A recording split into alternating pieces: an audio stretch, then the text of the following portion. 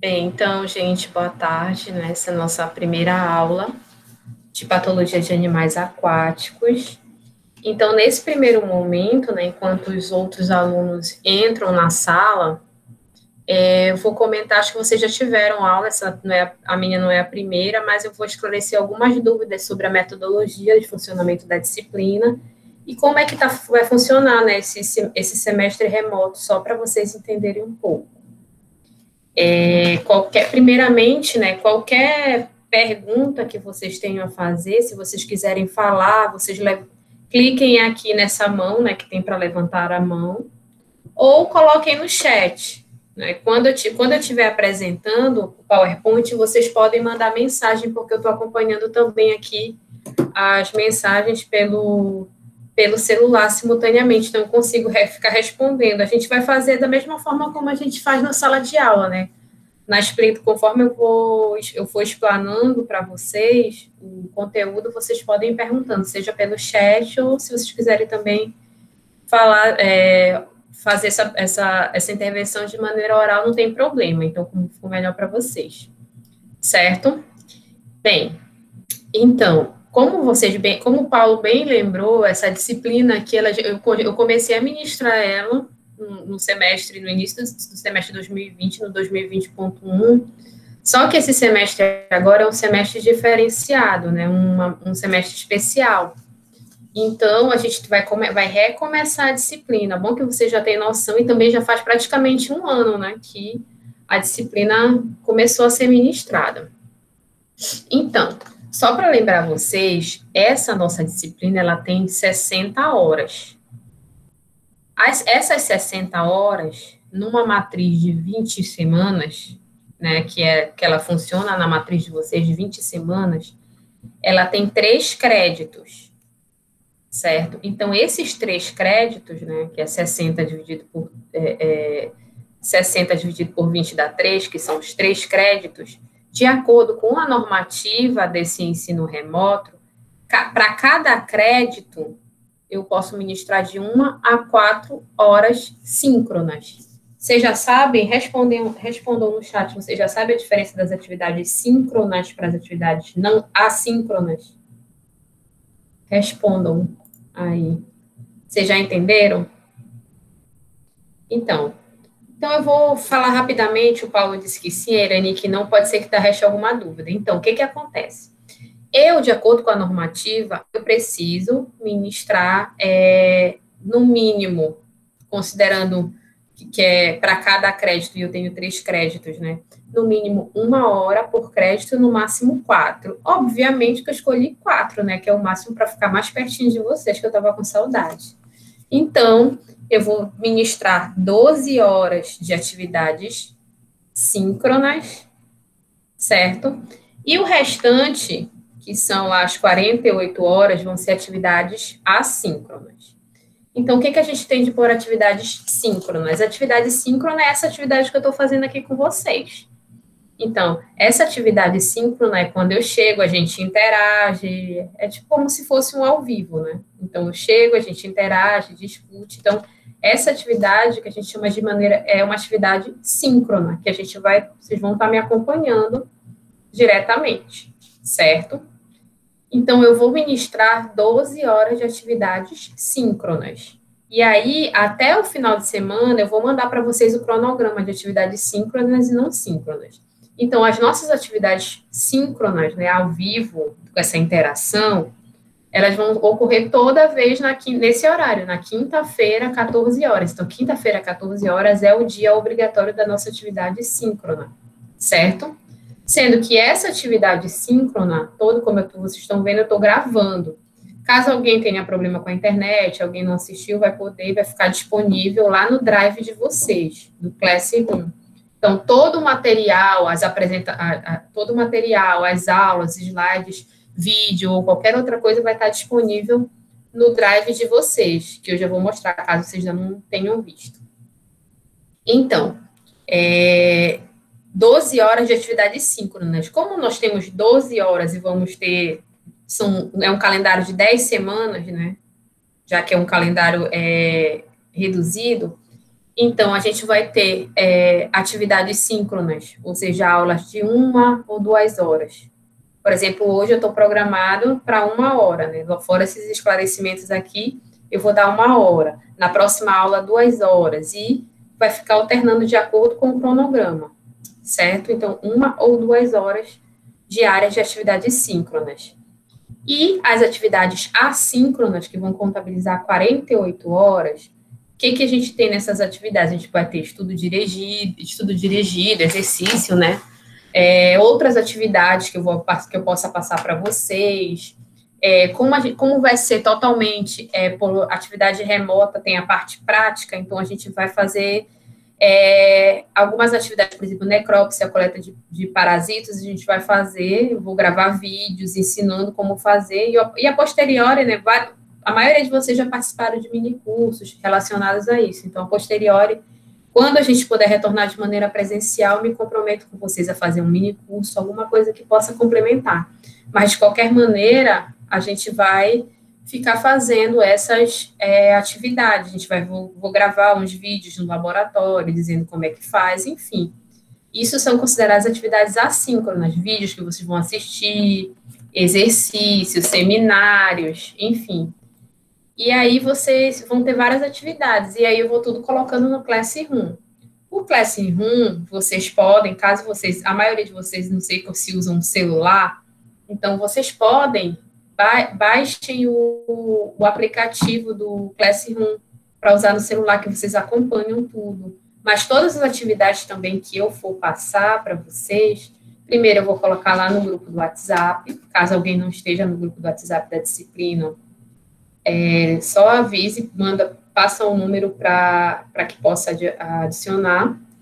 E também se vocês, alguns, por exemplo, eu mandei mensagem lá no Classroom, vou até passar aqui para vocês, eu vou explicando, eu vou só mostrar para vocês, bem aqui, só um minutinho. Deixa eu botar para apresentar.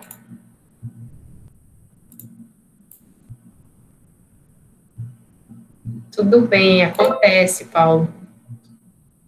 Então, vocês estão vendo a minha tela? Só me respondam aí. Essa minha tela aqui é da minha sala de aula, certo? Ok? Deixa eu só acompanhar, olha, alguém mandou. Então, essa daqui é a minha tela, obviamente que a tela de vocês vai ser diferente. E aqui eu tenho os meus alunos, por isso que eu falei aqui da Sheila, que olha, o e-mail dela aparece assim, apagado, então não posso fazer uma ação aqui. Com relação a todos os outros, o que é que eu faço? Olha, eu consigo mandar e-mail para vocês, mandando lembretes e outras coisas. Mas aqui, o que vocês têm essa aba lá, atividades, aqui nas atividades é onde eu vou colocar para vocês as atividades de cada aula, seja seminário, resumo, porque as avaliações serão preferencialmente avaliações assíncronas, ou seja, de atividades. Então, o que eu vou procurar fazer? Vou contar a frequência de vocês, a participação nas aulas, a questão de exercícios, então vai ser mais essa questão, que fica meio complicado de fazer aquela prova mais convencional, digamos. Então, aqui, como vocês podem ver, né, nas atividades ainda não tem nenhuma, mas eu vou criar várias atividades. Vocês têm uma pasta da turma no Google Drive, tá vendo?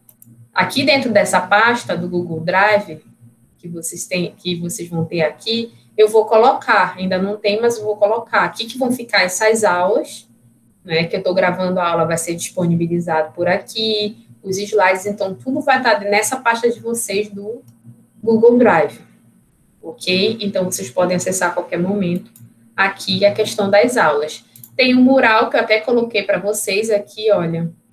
A Vanessa acabou de colocar aqui que ela não conseguiu encontrar no e-mail o link da aula de hoje, certo? Então, vamos já mandar o link aqui para a Vanessa. Se alguém puder mandar pelo WhatsApp o link para a Vanessa, eu agradeço, certo? Que eu enviei para ela, mas ela não encontrou, deve ter ido para o spam. Então, gente, eu sempre me comunico aqui, alguns de vocês responderam, certo? E aí eu já vou até mandar bem aqui, olha, vou já copiar esse link lá e já vou interagir e mandar aqui para Vanessa. Ok? Então, vocês podem acessar por aqui pelo computador de vocês. Vocês podem acessar pelo computador de vocês aqui. Vocês podem também baixar o aplicativo e acompanhar pelo celular. Que aí, cada novidade que vocês que tiver, vai chegar para vocês. Ok? Então, vamos continuar falando sobre a disciplina. Alguma dúvida até agora, gente?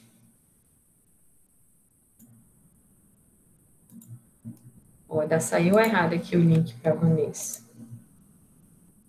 QJ.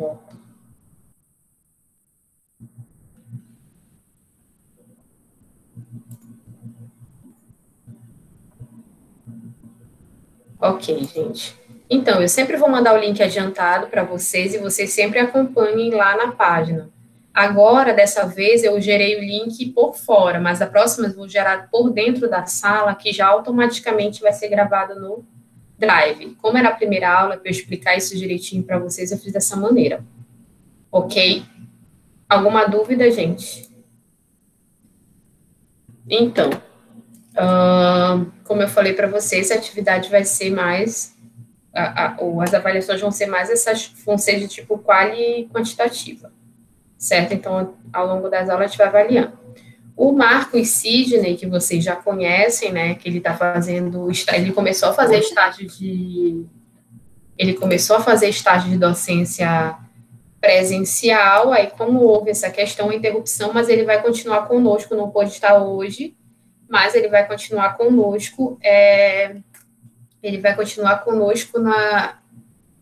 de maneira remota, tá? Boa tarde, Josafá. Então, a frequência eu vou contabilizar, à medida que vocês vão entrando aqui, eu vou anotando quem está presente, e no final a gente faz uma pequena chamada, né, para ver se não tem alguém dormindo e outra coisa mais, certo? Então, a gente, já que eu acho que não tem dúvidas, se vocês tiverem dúvida, vocês me contactem, podem contactar pelo WhatsApp também, principalmente no grupo, tá? E então, a gente vai começar a apresentação, obviamente, eu já fiz essa apresentação para vocês, né? A gente vai começar a apresentação da aula de hoje.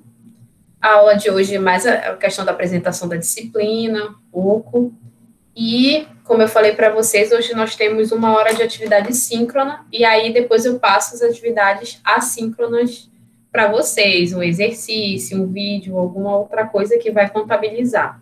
Lembrem que são 12 horas de atividades síncronas e 48 horas de atividades assíncronas. Bem, então, vamos começar a falar da disciplina, falar um pouco da emenda da disciplina. Então, a qualquer momento, como vocês já sabem, a qualquer momento vocês podem interromper, tá? Levantando a mão ou fazendo comentário aqui direto no chat. Enquanto eu apresento para vocês aqui, eu não consigo ver no meu computador, mas eu consigo acompanhar aqui do lado no celular. Então, gente, voltando, né? Eu sei que eu já ministrei essa aula para a maioria de vocês, ou para todos vocês que estavam presentes, mas como eu falei, é um novo semestre, a gente precisa retomar e voltar do início, tá? Bem, então, como vocês sabem, a nossa disciplina, né, que vai ser trabalhada é a patologia de animais aquáticos, certo? Como eu falei para vocês, a carga horária é de 60 horas, né? Agora, como eu falei, 12 vão ser síncronas.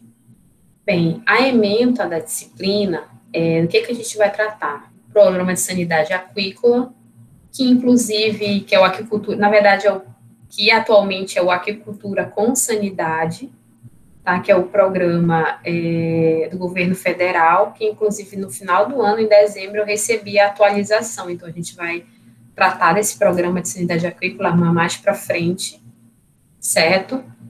Fatores predisponentes a doenças, como fatores ambientais, fatores fisiológicos, estressante genético e imunidade natural e adquirida. E a gente vai falar também, né, de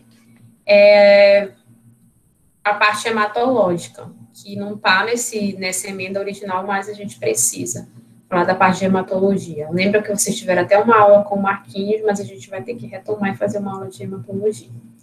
A gente vai falar, quando a gente falar de cada doença, a gente vai falar sobre a patogenia, os sintomas, o diagnóstico, o tratamento, a profilaxia, né, tanto em animais de ambiente natural quanto cultivados, vai falar de patogenia nutricional, vai falar dos parasitos. Nessa disciplina, né, como é patologia, então fala de doenças de maneira geral, então a gente vai falar de doenças infecciosas, lembra que eu falei para vocês, infecciosas e doenças parasitárias. As doenças infecciosas são aquelas causadas por vírus, bactérias, fungos, certo? E as parasitárias, obviamente, por parasitas. E dentro dos parasitas, a gente vai ter vários grupos, certo? E aí vai falar da morfologia, da biologia, da epidemiologia desses principais grupos causadores de doenças, tá? Método de controle, né, tratamento convencional e tratamento alternativo dessas doenças, noções de imunologia, e também a parte de defesa sanitária e zoonoses, né, que são aquelas doenças causadas pelos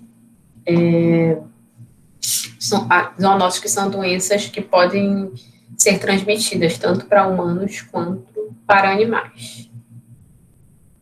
Alguma pergunta, alguma dúvida, gente, coloquem pelo chat.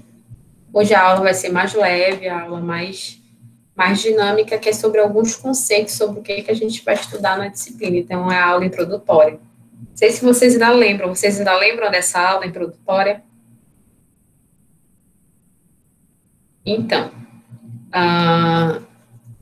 com relação aos conceitos na patologia, para relembrar, a etiologia, ela está relacionada à origem, certo?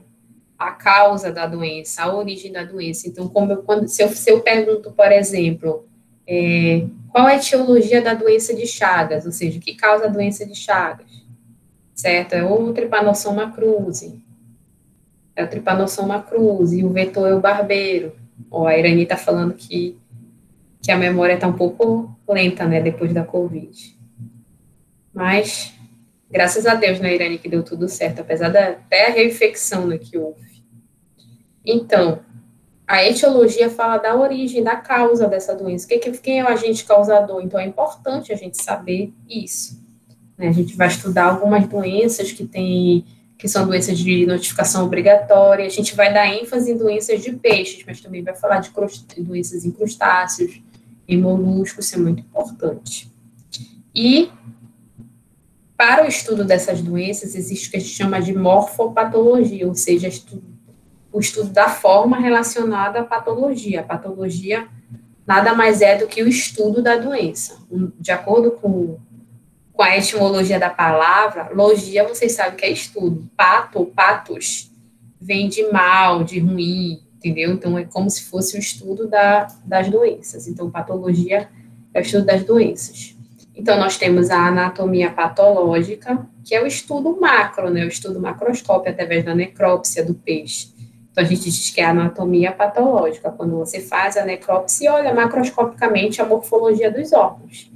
Mas para você saber, logicamente, a patologia, ou seja, a morfologia da doença, na verdade, você tem que saber como é normal.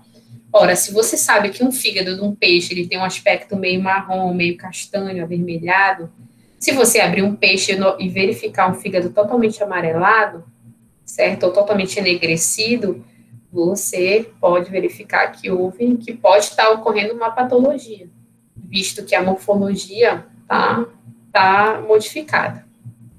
E a histopatologia, né? É quando você consegue observar a patologia, alguma alteração nos tecidos desse peixe, desse animal aquático. Mas, para isso, essas alterações a níveis teciduais, né? Elas muitas vezes não são, na maioria das vezes são percebidas de maneira macro, então você precisa fazer um estudo, para analisar as células para você ver as modificações que podem ocorrer. Alguma pergunta, interajam. Se vocês estiverem dormindo, pelo menos colocam aqueles Zzinhos aí para eu saber, tá? Então,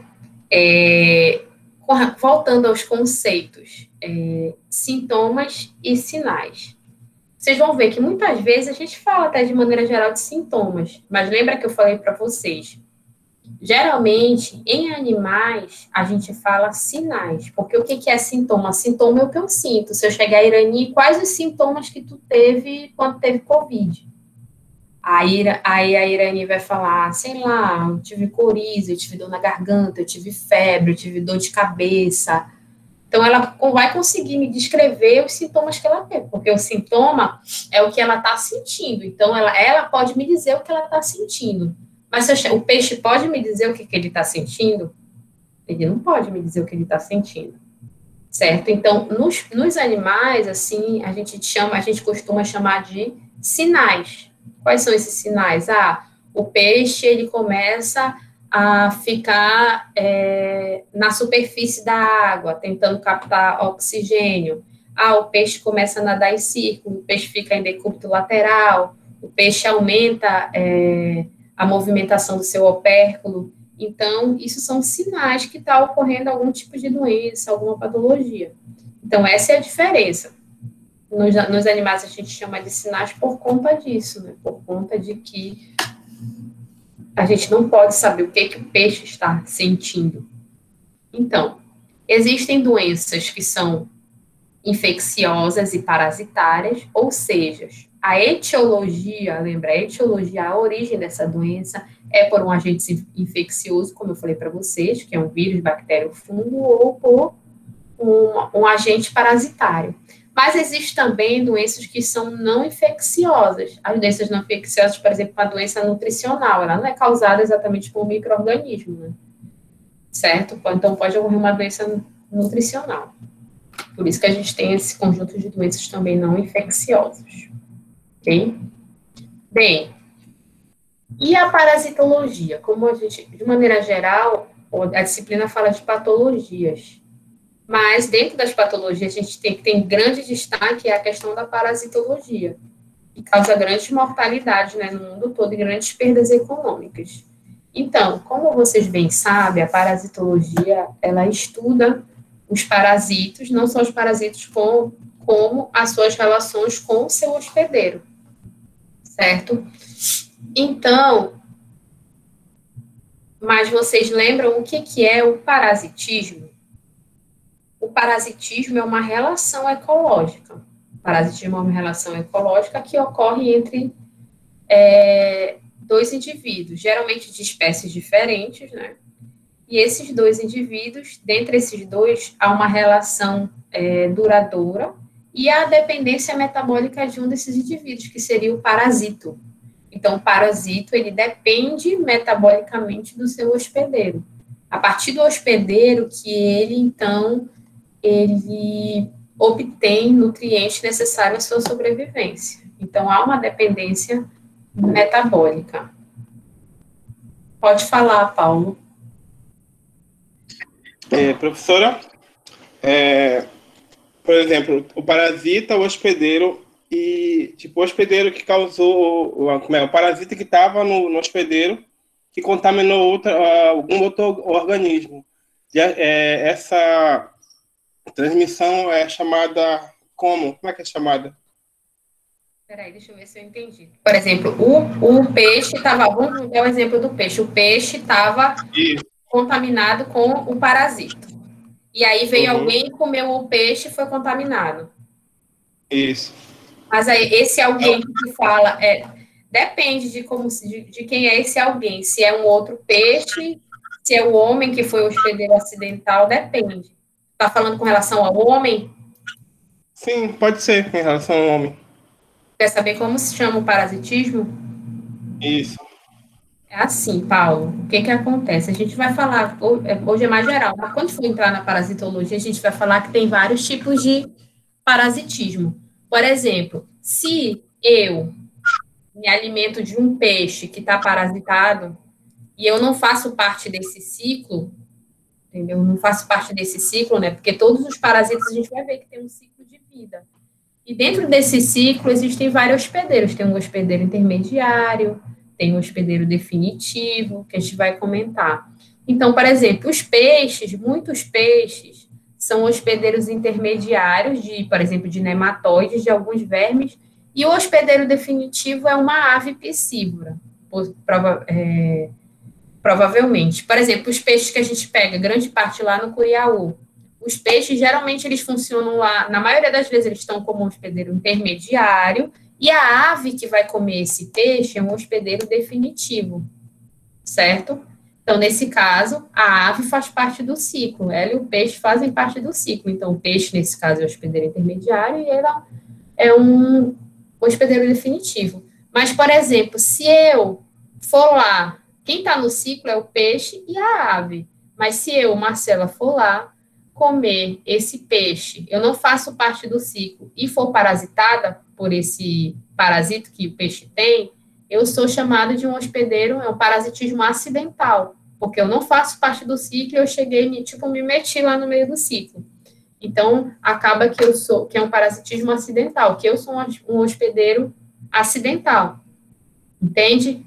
Era isso que eu queria saber? Isso, professor, entendi. Então, o parasita, ele também pode ser chamado de o vetor da doença, né? Ou não? Sim.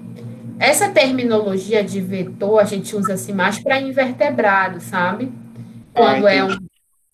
um invertebrado, a gente usa muito, por exemplo, como mosquitos, enfim, invertebrados de maneira geral. Então, acaba que a gente não é tão habituado a gente chamar de vetor, mas é uma questão de terminologia mesmo, entendeu? Então, a gente chama de hospedeiro mesmo, ou definitivo ou intermediário, o peixe, que ele pode ser, entendeu?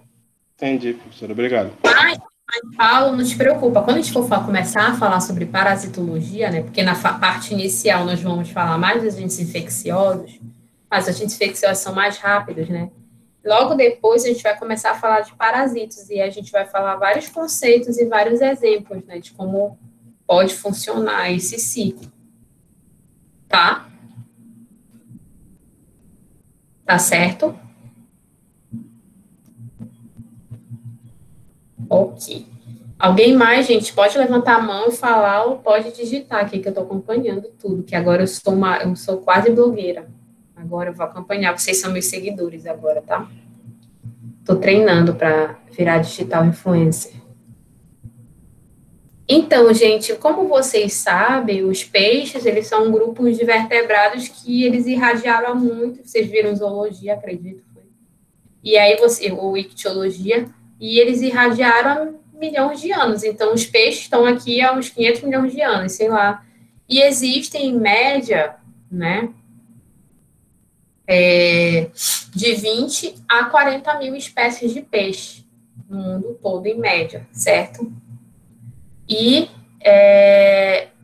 os peixes, eles se relacionam com vários outros grupos de seres vivos. Né? Os peixes se relacionam com crustáceos, os peixes se relacionam com molúsculos, com mamíferos, principalmente mamíferos aquáticos, lógico, com aves, certo? Então, há uma relação desses peixes com vários grupos de seres vivos. Então, isso favorece com que eles façam parte de vários ciclos de parasitos e também de outros agentes infecciosos, certo? E, dentre os parasitos, descreve-se, né, cerca de 20 grandes grupos que vivem dentro do peixe ou sob os peixes. Ou seja, se vivem dentro, eles são endoparasitos, e se eles vivem fora, eles são ectoparasitos, certo?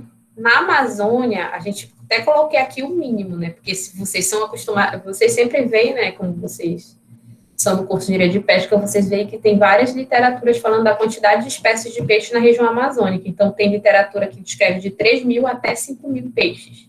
As estimativas, né? Porque tem muitas espécies que ainda não foram descritas. Então, cerca de 3 mil espécies de peixes ocorrem na região amazônica. Então, vocês veem que é uma imensa biodiversidade, né? De peixes e, obviamente, de parasitos, porque cada espécie dessa daí, ela tem dezenas de grupos de parasitos, certo? E o que a gente percebe? Que é atualmente uma grande pressão, né, nos bancos naturais, vocês sabem, e tem se utilizado muitas espécies nativas, tem feito essa inserção de algumas espécies nativas, tanto que tem se estudado bastante a questão da reprodução de algumas espécies. Espera aí, gente, que alguém está pedindo para entrar aqui. Vanessa.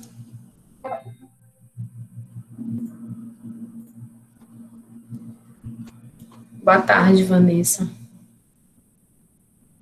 Então, existem vários estudos, vocês estão me ouvindo bem? Existem vários estudos para a inserção de espécies nativas, né, e para o cultivo de espécies nativas. Então, por isso que é muito importante também a gente conhecer tanto a fauna parasitária de peixes de cultivos, que já são bem estabelecidos, como, por exemplo, tambaqui, pirapitinga, como de peixes de vida livre, né, peixes selvagens, que também são espécies forrageiras e podem ser utilizados também na alimentação lá desses outros. E vocês sabem que o ambiente aquático, o meio aquático, ele tem uma variedade, uma grande quantidade de parâmetros, né, como, enfim, vocês sabem, pH, salinidade, temperatura, enfim, tem uma grande quantidade de fatores bióticos e abióticos, e esses parâmetros abióticos, quando modificados ou quando sofrem alterações, podem, então, alterar a imunidade do animal, dentre outras coisas, e, então, predispor a alguns agentes infecciosos ou parasitários e provocar doenças, certo? Lembrando que é importante falar, o fato do peixe estar parasitário não significa que ele está doente. Tipo aquela questão, tem muita gente que é portador, por exemplo, não tem agora as pessoas que têm Covid e são assintomáticas, então a pessoa é portadora do coronavírus, né, ela foi positiva, por exemplo, para um determinado exame, e foi assintomática, ou seja, a pessoa estava infectada, mas não estava doente. Assim pode acontecer com parasitas e outros agentes. Exemplo, uma ameba. Quem nunca, né, pegou uma ameba? Tem uma ameba, e aí, às vezes, você está lá com aquela ameba de boa, não sentiu nada, nem está sabendo que está com essa ameba, faz um exame lá, um exame de fezes e aparece a ameba, mas você não sentiu nada. Então, você está com o parasita ou com o agente não significa que você vai desenvolver a doença, porque isso depende de vários fatores, depende da imunidade do hospedeiro, depende do tipo do parasito, né, depende do estado nutricional, enfim, tem vários fatores relacionados. Então, o parasito, quando a gente personifica esse parasito, a intenção dele, se a gente personificar ele, a intenção dele não é, como eu sempre falo, não é matar o hospedeiro. Por quê? Como eu falei para vocês, o parasito, ele depende metabolicamente daquele hospedeiro. E aí, se ele matar esse hospedeiro, alguém está pedindo mais para entrar. E aí, se ele matar esse hospedeiro, teoricamente, ele vai morrer também, certo? Se ele matar esse hospedeiro, ele também vai morrer, visto que aquele ambiente que ele necessitava não vai mais estar presente, certo? E a distribuição mundial dos parasitos de peixes, hoje em dia, ela não é mais a mesma do que alguns anos atrás. Deixa eu anotar aqui o Douglas e a Vanessa. Então, os parasitos, a distribuição atual não é mais como anteriormente. Por quê? Porque há um grande trânsito. Houve, ou em outros tempos, com maior intensidade, um grande trânsito de espécies, de animais aquáticos, sem o certificado ictiosanitário, entendeu? Sem ter um controle dessas doenças, uma identificação. Ainda não sem haver, por exemplo, uma GTA, um guia de trânsito animal, como ocorre em bovinos, suínos, caprinos, esses animais que são de produção. Então, não havendo esse controle, o que acontece? Alguns parasitos que se localizavam apenas em uma região do mundo, o que aconteceu? Devido a esse trânsito, essa propagação, essa comercialização de peixes, principalmente peixes ornamentais e tudo mais, houve uma distribuição, uma redistribuição, digamos que mundial desses parasitos, certo? Que foi lá modificado. Um grande exemplo disso, que a gente sempre dá, já falei para vocês, é a lérnia, que é um crustáceo parasito, a lérnia ciprinácea. Então, a Lérnia ciprinácea, como já diz, ela chegou no Brasil quando ela foi, quando houve uma importação de umas carpas húngaras. Eu não sei aceitar, gente, sem deixar de apresentar. Não sei como é que é. Então, um grande exemplo disso, como eu falei, é essa importação. Houve a importação de umas carpas lá da Hungria, e essa importação, essas carpas, elas não houve esse controle sanitário e elas vieram com uma elevada prevalência e trouxeram a lérnia para o Brasil. E aí, o que é que acontece? Hoje em dia, não existia a lérnia no Brasil e hoje em dia a lérnia é super propagada em todo o território. Então, por isso que eu ponho essa observação, para dizer que a distribuição mundial desses parasitos de peixe não é mais a mesma devido a esse trânsito. Por isso que eu vou falar muito para vocês, apesar da gente ainda não ter efetivado, que já faz alguns anos que era para ser efetivado pelo Ministério da Agricultura, Pecuária e Abastecimento, né, o MAPA. Vocês bem lembram que houve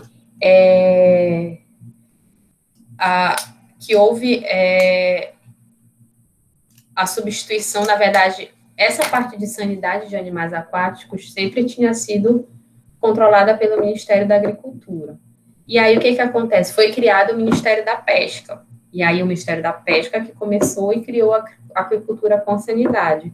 Só que depois, também, o Ministério da Pesca e Aquicultura, como vocês bem sabem, ele foi eliminado. E aí, essa atribuição voltou para o MAPA. Então, o MAPA está fazendo esse controle, como eu faço parte lá do Comitê de Sanidade de Peixes, então eles mandam essas normativas e agora parece que estão querendo implantar. Vamos ver, e eu vou falar para vocês, a gente vai detalhar. Então, o ambiente aquático, ele é, de certa forma, um pouco homogêneo, ele facilita essa propagação e distribuição de organismos, de parasitos, né, nesse ambiente, tá? Então, alguma pergunta, gente, pode falar. Sejam bem-vindos, Douglas, Vanessa e Conceição, que eu não tinha falado. Se vocês tiverem alguma dúvida, levantem a mão para falar, ou se vocês quiserem digitar, fiquem à vontade pelo chat, certo? Então, existe uma série de... Vou botar logo tudo aqui. Existe uma série de vários grupos, na verdade, tanto de parasitos, como agentes infecciosos, quanto parasitários, né, que podem infectar os peixes, ou infestar os peixes. Então, dentro dos grupos de agentes infecciosos, nós temos, olha, os fungos, né? Temos os fungos que geralmente a maioria se localiza no tegumento dos peixes, na brânquia, em regiões mais superficiais. Nós temos as bactérias, que as bactérias, na verdade, elas podem se localizar em diversos órgãos. As bactérias, alguns grupos de bactérias, como os streptococcus, geram grandes mortalidades em peixes, né? Em todo o mundo. Temos os vírus, certo? Geralmente, as doenças que a gente vou mostrar para vocês, que são doenças de notificação obrigatória, geralmente, a maioria, na verdade, são causadas por bactérias e vírus. E as causadas por vírus praticamente não tem tratamento. Então, e tem uma mortalidade muito, muito elevada. Então, esses são os agentes infecciosos, os fungos, bactérias e os vírus. Dentre os parasitos que nós vamos estudar, obviamente, os mais comuns nos peixes, dando ênfase para os peixes amazônicos. A gente tem os protozoários, que são, digamos que, os mais simples, né? Nós temos os protozoários, nós temos os protozoários e nós vamos estudar aqui os eumintos. Dentro dos eumintos, né, nós temos os monogêneos ou monogenéticos, certo? Que a gente vai estudar principalmente ele nas brânquias dos peixes. Os digenéticos, que são endoparasitas, que possuem na morfologia ventosas. A gente vai estudar também os cestodas, são os que têm forma de fita, que são tênias de peixes, tipo aquela tênia sólida e tênia saginada, vocês sabem?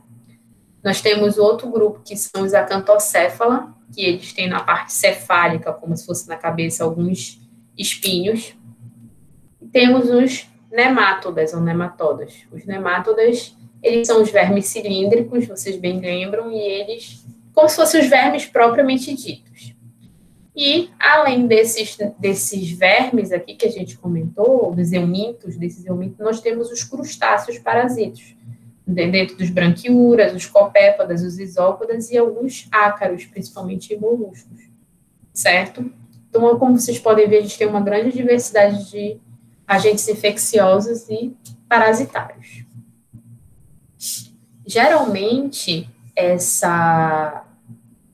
esse parasitismo ou esse avanço de doenças infecciosas, ele se dá, na maioria das vezes, pela falta de cuidado e manejo inadequado, ok? Então, aqui, só algumas imagens para vocês verem. Olha, esse daqui é um peixe, né, que a gente tinha em aquário, que é um peixe em ambiente natural, que ele veio parasitado ele já veio do ambiente natural parasitado com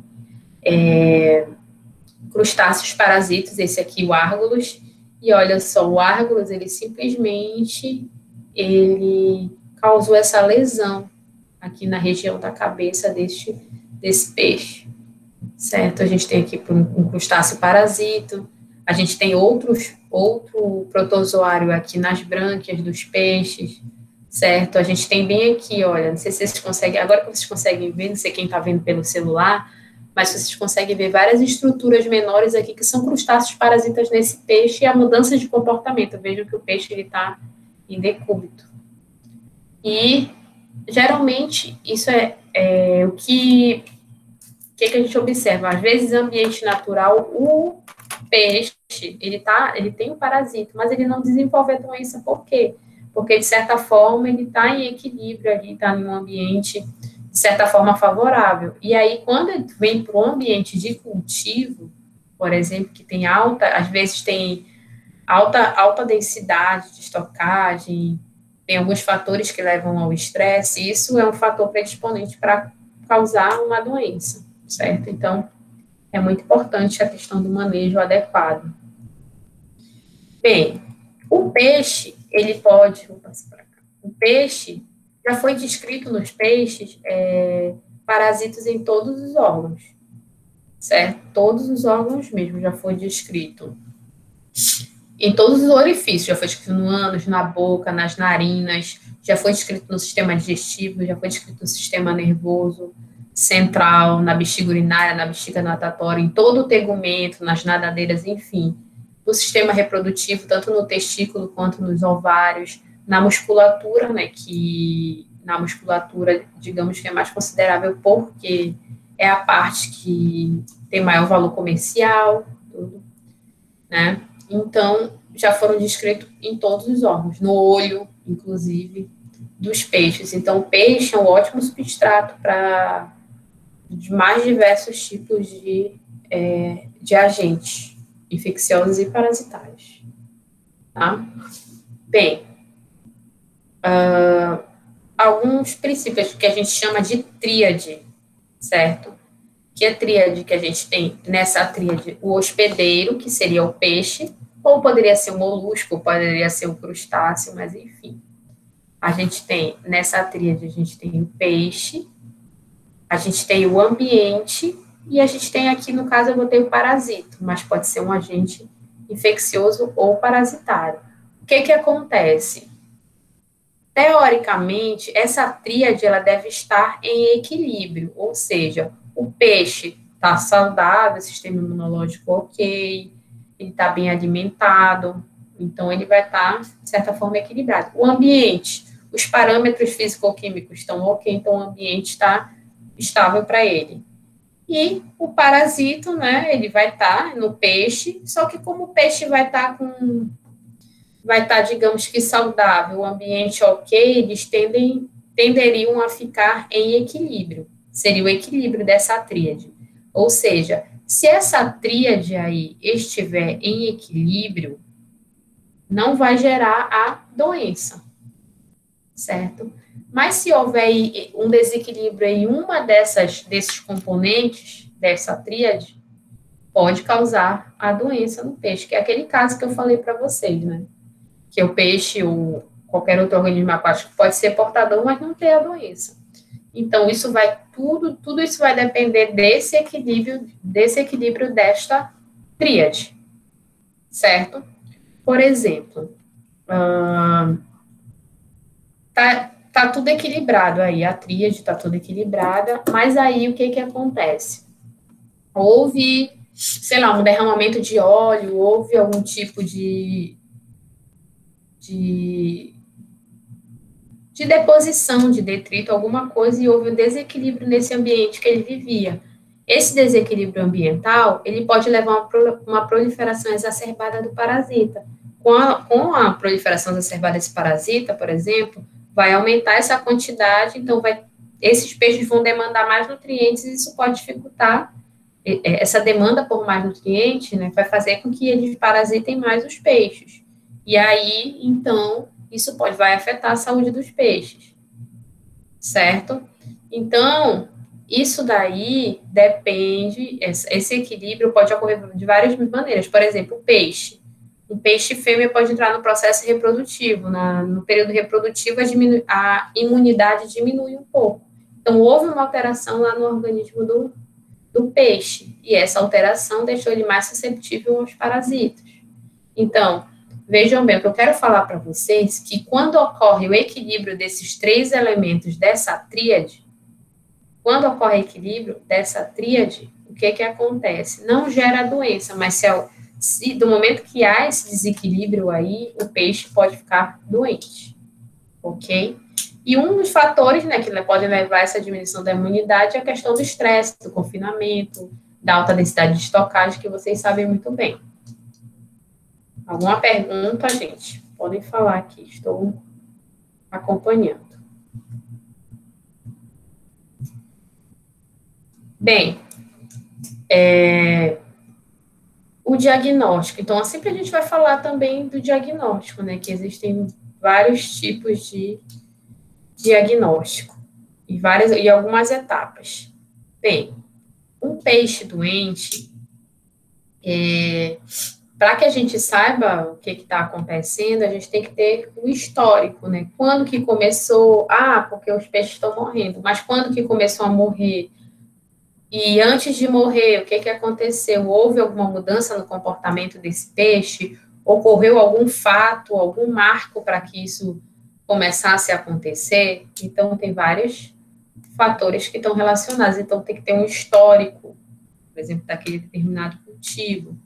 Depois, a observação do peixe em vivo. É muito importante para observar o comportamento, para observar se apresenta algum sinal que possa indicar uma determinada patologia, por exemplo. Aí, a partir daí, é bom que se colete uma amostra. Coletando uma amostra, o que vai acontecer? Coletando essa amostra, pode-se fazer coletando uma determinada amostra daquele plantel, pode-se fazer vários exames, tanto exames externos, né, para retirada de amostras, exames externos iniciais, pode ver se não está ocorrendo um ectoparasita, por exemplo, que a gente chama de piolho de peixe, um crustáceo, enfim, para ver se não está havendo não está ocorrendo a presença de algum ectoparasita, e também a coleta de algumas amostras, seja amostra parasitológica, bacteriológica, amostra de tecidos para fazer histologia, e a necrópsia para ver internamente, né, se tem algum órgão acometido, se tem algum órgão acometido, se foi modificado, como eu falei, a anatomia, a morfopatologia dele, certo? Então, para que se dê o retorno, a avaliação dos resultados e informando o resultado para o cliente, para quem pediu para você fizesse aquela análise, certo? Então, existem algumas etapas. Então, é sempre muito importante você observar quem cuida, enfim, do cultivo, observar a questão de comportamento dos peixes. Porque, às vezes, o que se percebe? A ração está de qualidade, você consegue fazer o monitoramento da qualidade da água, está ok, aí não se sabe o que é. Então, pode ser, de repente, algum agente infeccioso ou um agente parasitário. Bem, então, qual a importância de estudar a parasitologia de peixes? Bem, os parasitas, eles podem funcionar como bioindicadores para unidades populacionais. Por exemplo, alguns parasitos tendem a proliferar e servem para indicar a qualidade da água, certo? Hoje em dia, o que a gente pode também trabalhar com a ecologia do parasitismo e também avaliar o potencial zoonótico de determinado parasita. Porque o que a gente percebe hoje em dia? Que a primeira coisa quando eu falo para vocês, respondam bem aí no chat. A primeira coisa que, se eu falar para vocês, olha, esse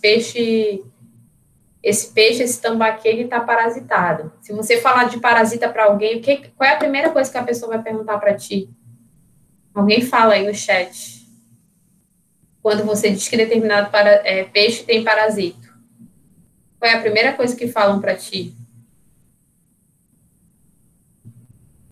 Alguém no chat. Vou começar a citar nomes. Josafá.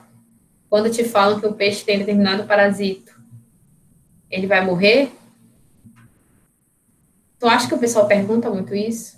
Se tu falar para alguém da tua família, o que eles vão perguntar? Olha, se tu disser não come isso.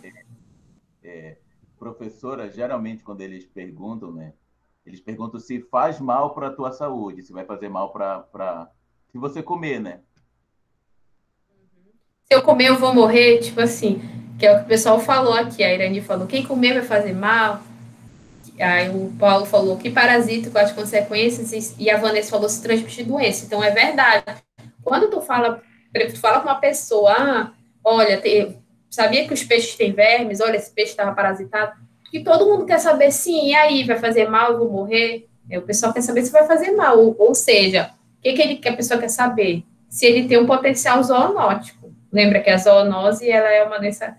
A zoonose é uma doença tanto que o homem pode passar para o animal, quanto o animal pode passar para o homem.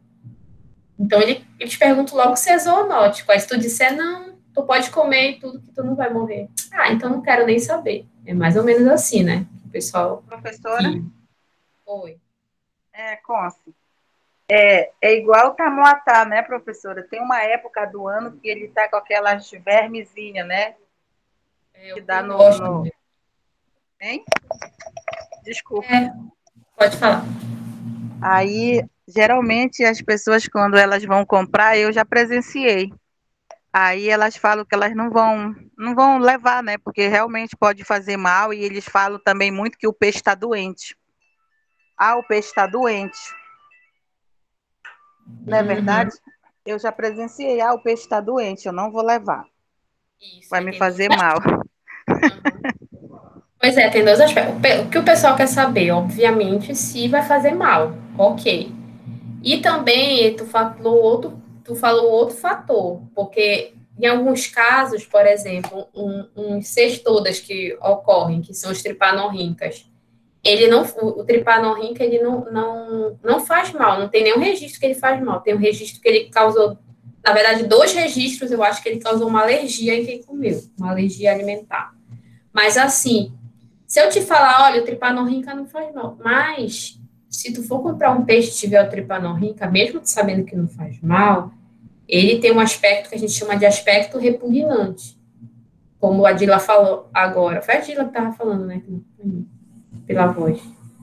Então, como a Dila falou, ele tem um aspecto repugnante. Tu olha, se tu não souber, se o cara tirar e jogar fora, tu não vai saber, beleza. Mas então tem um aspecto repugnante. Hoje em dia, né, tem tripanorrinca na indústria, ele é considerado para descarte, o peixe para descarte por conta ele está na musculatura e ele causa um aspecto repugnante, apesar dele não ser zoonótico.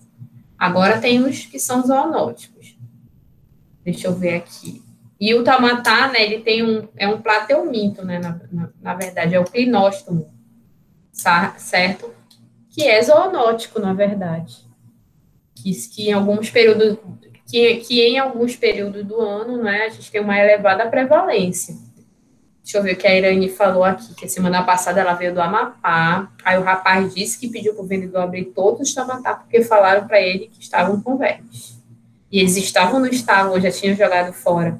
Porque geralmente o que acontece? É verdade, os comerciantes, enfim, eles fazem como tira o bucho, né, ou seja, tira as vísceras e às vezes remove os parasitos, certo? E aí, esse que é o problema, a maioria são, assim, grande parte é macro, mas tem muito microparasito, né, também, que a gente vai ver. Mas o que eu quero falar para vocês, olha, não tava, ele veio de boa, né, 10 quilos, veio de boa.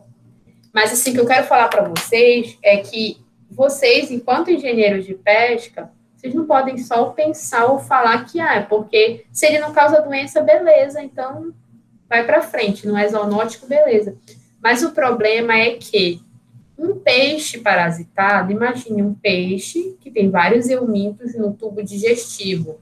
Esses eumintos, eles vão estar absorvendo parte dos nutrientes que o peixe iria absorver, ou seja, a conversão alimentar da quantidade lá de ração para a quantidade de biomassa que é incorporado no peixe vai diminuir, então, vai diminuir a conversão alimentar por conta do parasitismo, e isso vai gerar perdas econômicas.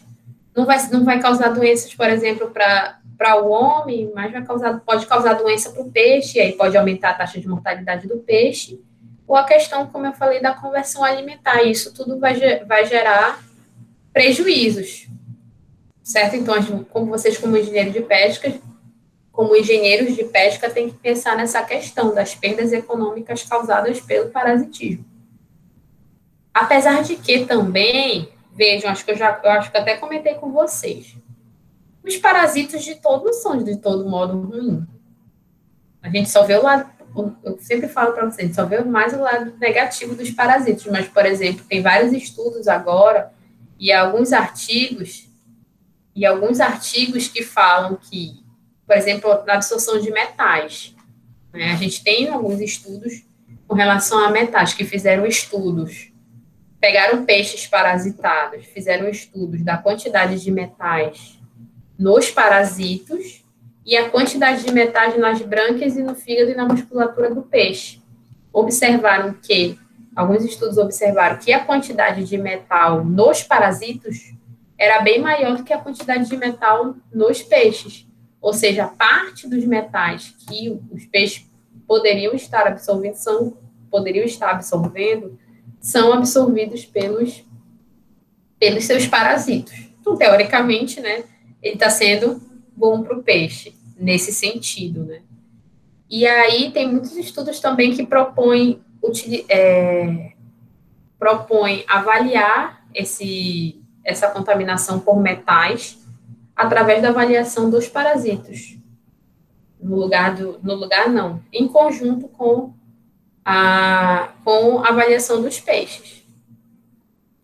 Entenderam essa questão do artigo que eu falei para vocês? Eles fizeram um estudo, necropsiaram o peixe, tiraram brânquia, fígado e musculatura, e quantificaram a questão dos metais nesses tecidos do peixe.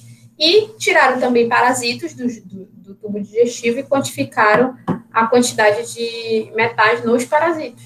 E observaram que dos parasitos era estatisticamente maior do que no parasito do que no hospedeiro, certo?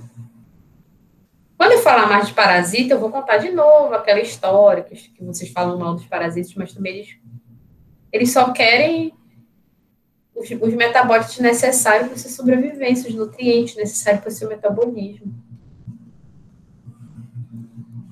Bem, e a patogenicidade de determinado parasito, de determinado agente infeccioso, depende de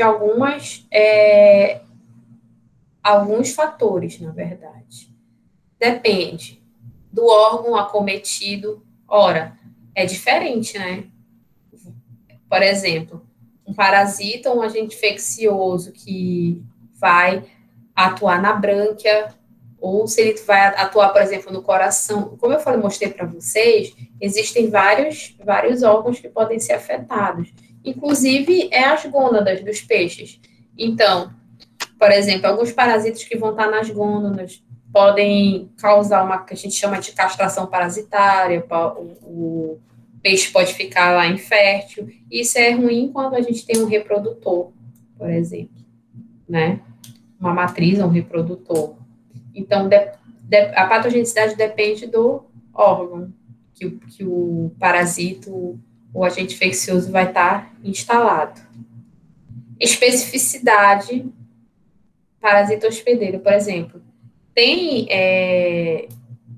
vamos falar os fungos. Os fungos, a maioria dos fungos, eles não são específicos. Então, eles podem atuar em várias espécies de peixe, mas existem parasitos que só estão presentes, por exemplo, no fígado da pescada branca. Então, eles são muito específicos, certo? Existem outros, por exemplo, os monogênias ou monogenéticos, eles se instalam na brânquia de todas as espécies, basicamente, entendeu?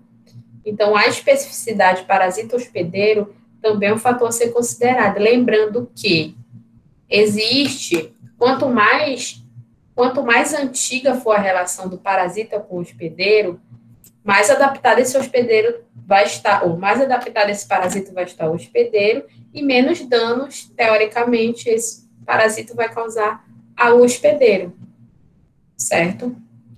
A intensidade parasitária está relacionada, porque é diferente você coletar, por exemplo, um nematóide e você coletar 342 nematóides de um tubo digestivo, como a gente já...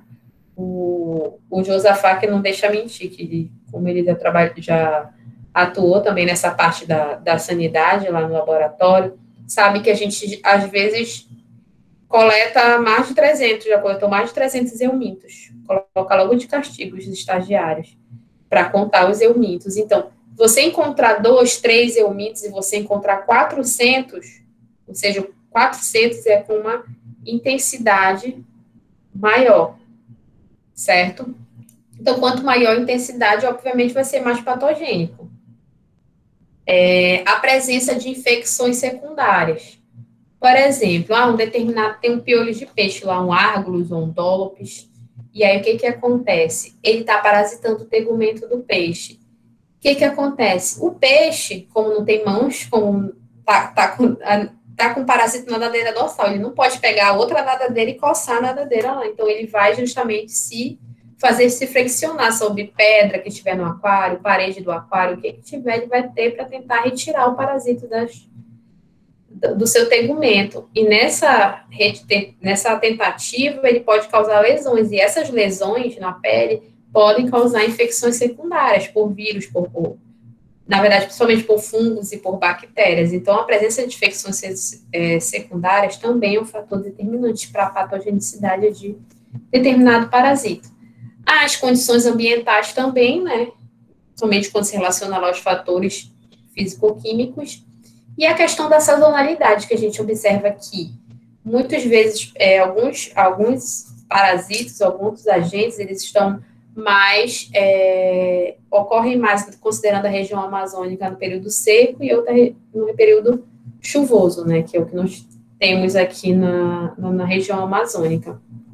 Então, um fator a ser considerado também a sazonalidade. Ok, gente? Alguma dúvida? Para aqui.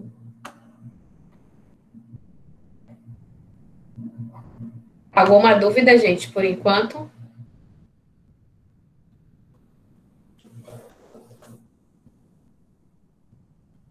Tudo certo. Tudo certo, o Douglas ainda disse pode prosseguir. Tá? Bem, gente, hoje, como eu falei para vocês, hoje, que é a nossa primeira aula, a gente está contabilizando, hoje nós temos apenas 1 hora aula de atividade síncrona, certo? Que era essa parte introdutória e a parte para tirar as dúvidas com relação ao funcionamento, Olha a Irani, como ela é, só porque ela foi a primeira a entrar na sala, já botou por hoje.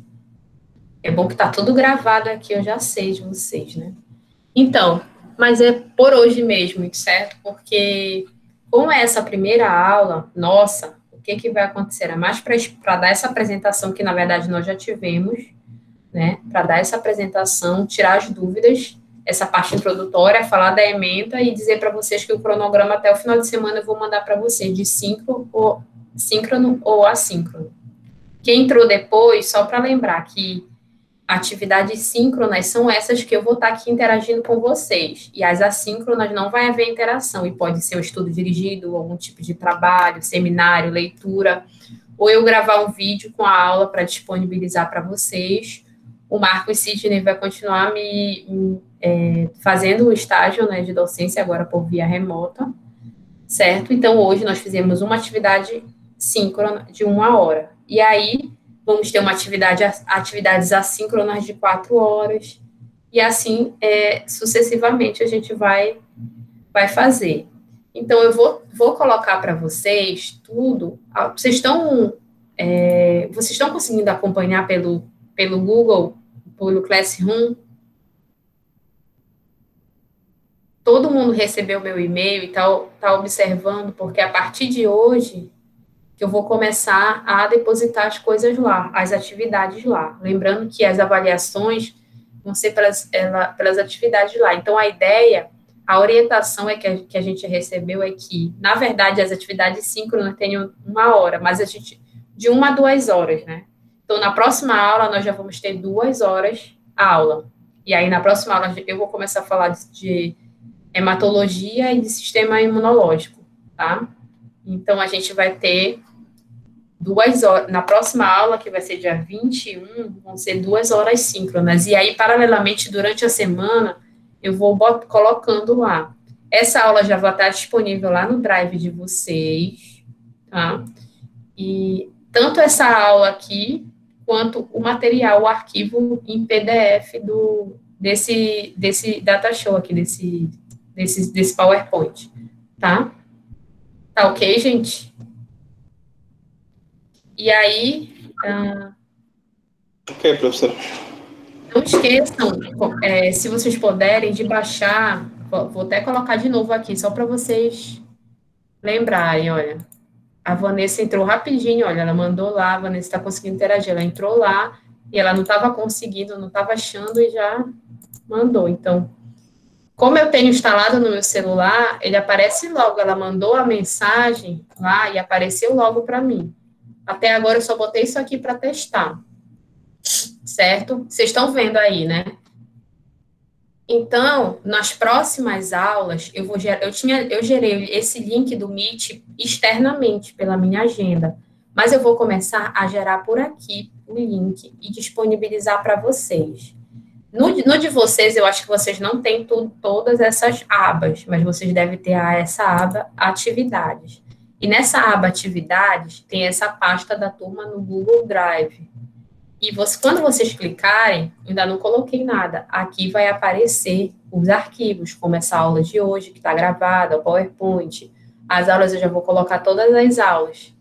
E já vou dividir o que é síncrono e o que é assíncrono, certo?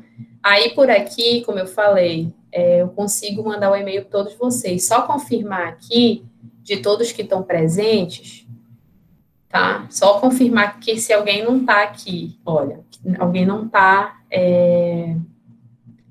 disponível para eu mandar e-mail. Como eu já falei no início, acho que só a Sheila que não está aqui, mas os outros estão presentes aqui. Então, aqui eu sempre posso mandar para vocês e-mail, sempre vou mandar e-mail com as tarefas. Eu vou mandar antes também lá no grupo, tá? Para que vocês possam acompanhar, e vou colocando as atividades. Avisos eu vou colocando aqui no mural, então o mural é para os avisos, de maneira geral, ou dúvidas que vocês podem mandar aqui para mim, que eu respondo.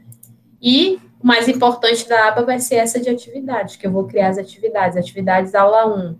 Aí vai estar aí tudo para vocês tirarem dúvida. Vocês podem falar também comigo pelo WhatsApp. E eu queria falar para vocês também que alguma dúvida com relação aqui ao Classroom, baixem um aplicativo que ele é muito bacana. Não é tão completo quanto no computador, né? Mas é bacana o aplicativo, principalmente para quem acessa só pelo celular. E aí eu queria falar para vocês, gente, eu já interrompi. Então, eu queria falar para vocês, gente, eu queria, na verdade, só pedir para vocês que no decorrer vai ter esse planejamento, mas no decorrer das atividades, como é tudo muito novo para a gente, alguns têm dificuldade de acessar, enfim. E aí eu pensei numa metodologia, eu pensei no conjunto de atividades, mas como é a primeira vez que a gente está trabalhando de maneira remota, eu queria pedir para vocês, então, ao longo da disciplina, que vocês pudessem dar sugestões, certo? Para que a gente possa trabalhar de maneira mais dinâmica. Eu prefiro botar vídeos menores, mas que sejam mais interessantes, porque se eu começar a dar aula online de 3 horas, já vai ficar complicado. Então, preferi dispersar, certo? Então, só rapidamente, gente, vou fazer, como é o primeiro dia, só para fazer uma chamada e vocês vão dando ok, certo? Olha, aí já apareceu aqui no aplicativo, para mim, de novo, a mensagem da Vanessa. Então, gente, eu vou fazer aqui a chamada de você, eu vou fazer chamada, né? Nem sempre eu vou fazer, mas eu vou fazer agora só para confirmar e para ver depois quantos estão faltando e que eu vou mandar e-mail para os que estão fazendo. Ó. Certo. Então, Edilene, Dila, só dão um ok aqui, um presente aqui no chat mesmo. Irani, tá aqui, primeiro, Irani. Paulo Ronaldo. Paulo já caiu, disse que tá oscilando bem aqui a internet. Sheila, não esquece de procurar no teu Hotmail o e-mail do convite. Josafá, Douglas, Vanessa e Conceição. Vocês sabem da Thaís e da Pamela?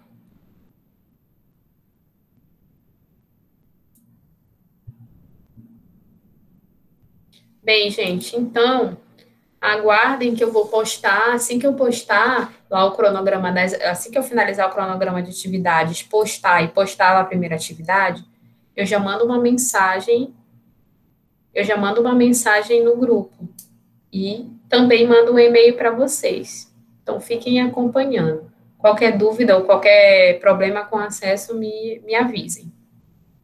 Tá bom, gente? Por hoje é só. Então, lembrem que daqui até a próxima quinta eu vou colocar umas atividades assíncronas para vocês. E a nossa assíncrona fica para quinta-feira, às 14 horas. Certo? Tchau, professora. Me desculpa eu ter chegado atrasada, tá? Eu entrei hoje um pouco atrasada, tá bom? Você tá maravilhosa. Obrigada. Tá linda. Tô com medo de tomar o meu posto da Consilinda Linda. Brincadeira, professora. Boa tarde. Seja bem-vinda, viu, Conci?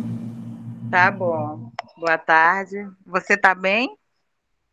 Tá tudo bem, graças a Deus, gente. Graças a Deus, vocês estão todos bem. Alguns tiveram Covid, mas graças a Deus. Eu ainda não tive também, mas graças a Deus tá todo mundo bem, né? Irani teve, tá tudo bem. Vai dar tudo certo, gente. Vai ser um desafio também essa parte do ensino remoto, mas ao final eu vou virar blogueirinha. Vanessa, vou colocar, não vai ter exercício, vai ter alguma atividade, sempre vai ter alguma atividade, alguma leitura para completar a carga horária assíncrona, certo? Mas hoje não vou mandar nada ainda, tá? Gente, um abraço a todos, fiquem todos bem, viu? Até a próxima síncrona e vamos nos falando também, não vamos falar só de quinta a quinta. Um cheiro para a senhora. Para vocês também. Saudades.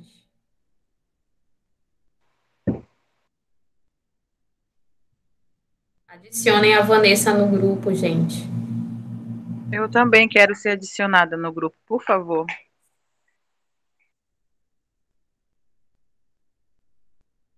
Josafá, adiciona as meninas, viu?